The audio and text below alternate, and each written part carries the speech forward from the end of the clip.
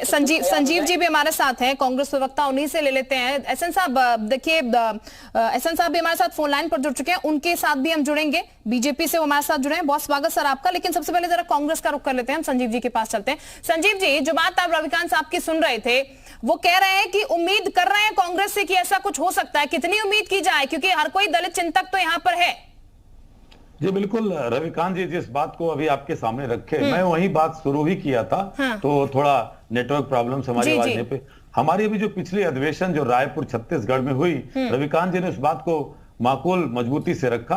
हमारे राष्ट्रीय अधिवेशन में तय हुआ कि हम ग्राम इकाई से लेकर के नेशनल इकाई तक 50% दलित और अल्पसंख्यक वंचित समाज के लोगों की भागीदारी सुनिश्चित करेंगे। दूसरी तरफ आपने देखा कि कांग्रेस पार्टी एकमात्र पार्टी है जो संगठन में उसने राष्ट्रीय स्तर पर अध्यक्ष का चुनाव कराया।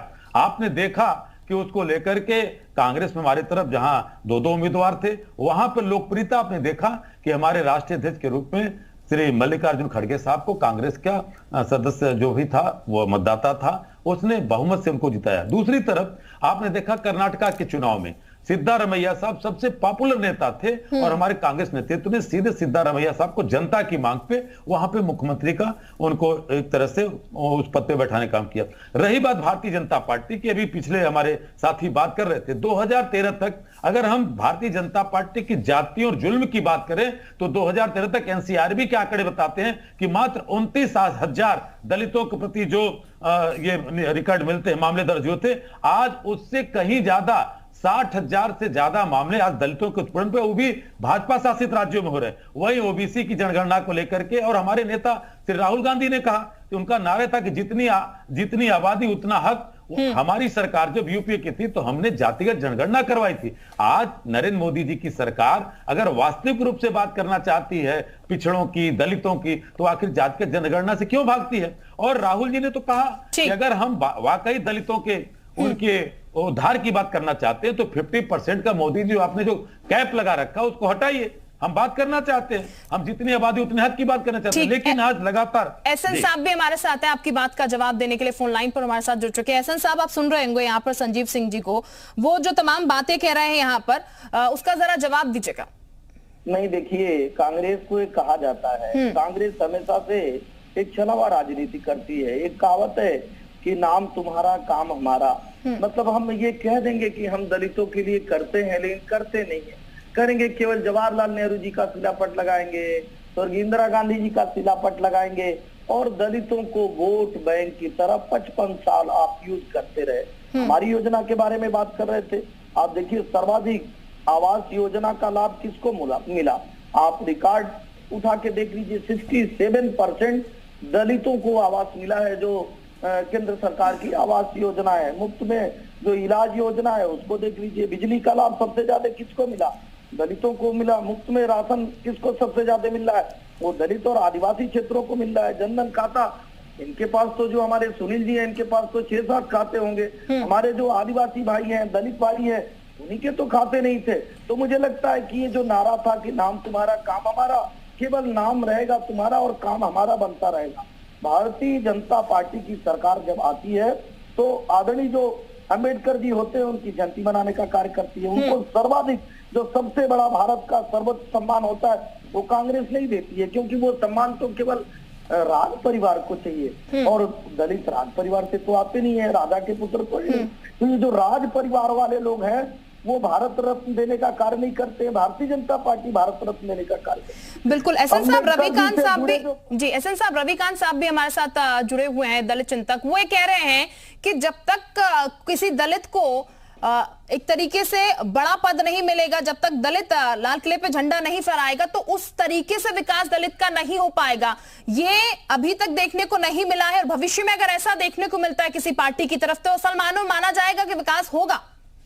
नहीं, अच्छी बात उन्होंने कहा। आज सर्व समाज की बात कौन कर रहा है? भारतीय जनता पार्टी की सरकार कर रही है। रामनाथ कोविंद साहब जो देश के सबसे बड़े पद पे अगर आसीन हुए वो भारतीय जनता पार्टी के नाते हुए। द्रौपदी मुर्मू जी जो दलित भी हैं, महिला भी हैं, आदिवासी भी हैं, जिनका कांग्रेस के लोग घोर विरोध किए, और ऐसे लोगों को लेकर आए जो कांग्रेस का भी विरोध करते थे, जो समाज का विरोध करते थे, तो मुझे लगता है कि दलितों के साथ खड़ा कौन होता है। इस नाते ही तो कहा गया है कि कांग्रेस के लोग केवल नारा देते हैं, काम नहीं करते हैं। कांग्रेस के लोगों ने उनको जान के चाहा कि वो गरीब रहे, और कांग्रेस के राजनेताओं का पुराना बयान देख लेंगे अब गूगल से निकाल के, तो उसमें होगा कि अगर दलित आगे निकल जाएंगे, आगे बढ़ जाएंगे, फिर हमारा वोट कट जाएगा। मुझे लगता है इस विचारधारा को बदलकर भारतीय जनता पार्टी ने जो डॉक्टर अंबेडकर साहब से जुड़े प्रमुख स्थल, उनको पंच तीर्थ, 5 तीर्थ के नाम से घोषित कर दिया। यहाँ से लेकर विदेशों तक उनका भव्य निर्माण करा रहा है, दलितों के उत्थान के लिए कार्य कर रहे हैं। कहने और करने में अंतर होता है।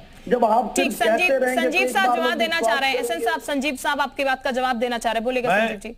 कुछ बातें कहना चाहता हूं कि प्रोफेसर साहब आपके पास भी आऊंगी जी। जिस तरह से भारतीय जनता पार्टी के प्रवक्ता महोदय पूरी तरह से झुठला रहे हैं, ज्यादा नहीं, दलितों की नौकरियों को लेकर के थोड़ा इनसे पूछिए कि संसद में इनके नेता बताते हैं कि हायर एजुकेशन में लगातार दलितों की उपेक्षा की गई, उनके वैकेंसीज नहीं भरी गई। क्या कांग्रेस की गलती है? और बहुत बड़ी अभी प्रवंचना कर रहे थे, दिल्ली में एक दलित मंत्री दिल्ली सरकार में रहता है, वो बाबा साहब अम्बेडकर की 22 प्रतिज्ञाओं को दोहराने का काम जो अम्बेडकर राइट हर वर्ष करते हैं, वही काम किया। उसका इस्तीफा दिल्ली के पूर्व भारतीय जनता पार्टी के अध्यक्ष मनोज तिवारी पूरी भाजपा मांगती है। ये बाबा साहब के साथ खड़े थे, क्या झूठ बोलते हैं। दूसरी तरफ तमाम दलित चिंतकों को, दलित जो विचारक हैं, उनको जेलों में डालने का काम किया। और अभी बात करते हैं, अभी आपको संसद का उद्घाटन करना था, पूरे देश और दुनिया में आपने हल्ला किया कि हमने आदिवासी महिला को, क्या जो हमारे आर्टिकल 79 के तहत, संविधान के तहत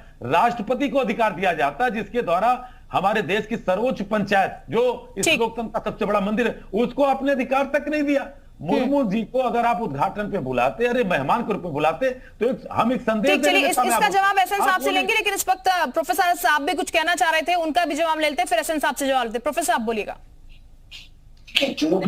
जो पार्टी एक्शन लेती है उसको कौन कर रही है, जमीन पर कौन काम कर रही है? ये समाजवादी पार्टी काम करने का काम कर रही है। हम लोग सामाजिक न्याय की लड़ाई को लड़ने का काम कर रहे हैं। जाति जनगणना की मांग को लेकर हम लोग जन जागरण यात्रा हमारी प्रारंभ हो चुकी है लखीमपुर खीरी से। उनको पूरे उस समाज को, जो पिछड़ा है, जो दलित है, जो आदिवासी है, उसको जगाने का काम, जन जागरण काम का काम केवल समाजवादी पार्टी के नेता माननीय अखिलेश यादव जी कर। तो ये बातें हवा से कहने से ये नहीं होता। आप काम क्या कर रहे हैं? हमने एक अलग प्रकोष्ठ उनके अम्बेडकर साहब के नाम से बनाया। हमने कहा कि हम लोहिया और दलित दोनों अम्बेडकर साहब के विचारों को आगे लेके बढ़ने का काम कर रहे हैं। तो ये प्रैक्टिकली जमीन पर दिखना चाहिए, जो कि केवल समाजवादी पार्टी करने का काम कर रही है। और रही बात, समाजवादी पार्टी काम कर रही है, आप लोग काम नहीं कर रहे हैं, जमीन पर नहीं दिख रहा है काम, बोल रहे हैं। अभी राष्ट्रपति का जब चुनाव था, एक सम्मान देने का अवसर था, लेकिन उस समय सम्मान देने में माननीय प्रधानमंत्री जी की लाइट कैमरा एक्शन की जो पुरानी बीमारी है, उसके कारण वो सम्मान नहीं दे पाए दलित महिला को, आदिवासी महिला को। देश ने देखा। ठीक, जरा जवाब ले लेते हैं। एसएन सिंह साहब, आपने कांग्रेस को भी सुना, सपा को भी सुना, सर जवाब दीजिएगा जरा। नहीं, अच्छी बात। देखिए, पहले हम कांग्रेस के भाई का जवाब दे देते हैं। अगर दलितों के प्रति इतनी अच्छी सोच है, तो राजस्थान में एक दलित महिला के साथ जब अत्याचार होता है, तो आपके मंत्री कहते हैं कि नहीं, ये मर्दों वाला प्रदेश है, यहाँ दलित अत्याचार हो सकता है, यहाँ महिलाओं पर अत्याचार हो सकता है। झारखंड में जब सुधा नाम के एक दलित महिला पर अत्याचार होता है, वहाँ आपको बोलना चाहिए। महाराष्ट्र में जब बीना मजुमदार जो दलित है उनके साथ अत्याचार होता है, तो आपको बोलना चाहिए, क्योंकि आप नहीं बोलेंगे। इसलिए कि यही कहा जा रहा है ना बार बार कि नाम तुम्हारा काम हमारा, केवल नाम कह देना कि हम बेटी को आधी रात जला दिया जाता है, और मैं वही कह रहा हूँ, सब तकलीफ शुरू हो गई। अब समाजवादी पार्टी के भाई की बात सुन लीजिए। अम्बेडकर साहब की मूर्ति जैसे ही समाजवादी पार्टी की सरकार बनती है, अम्बेडकर साहब की मूर्ति 2012 में तोड़ दी जाती है। दलित महिला जो मुख्यमंत्री होती है, जो दलित समाज से आती है, लाल मायावती जी, गेस्ट हाउस कांड किसी को भूला नहीं है, क्योंकि दलित इनको पचता नहीं है। और दलितों पर सबसे ज्यादा अत्याचार अगर किसी की सरकार में होता है, समाजवादी पार्टी सरकार में। बिल्कुल, दलितों का कितना विकास हुआ एसएन साहब, ये जाहिर तौर पर आने वाला समय में जरूर पता लगेगा, क्योंकि 2024 का चुनाव आ रहा है। हर एक पार्टी दलितों को साधने की कोशिश भी यहाँ पर कर रही है। समय का थोड़ा अभाव है मेरे पास, लेकिन ये जरूर 2024 में जरूर क्लियर हो जाएगा कि दलित किसके साथ जाता है, कितने विकास जो है दलितों ने यहाँ पर किया। आप सभी का बहुत शुक्रिया, खास में मौलाना साहब जुड़े हुए थे, बहुत बहुत शुक्रिया आप सभी का चर्चा में जुड़ने के लिए।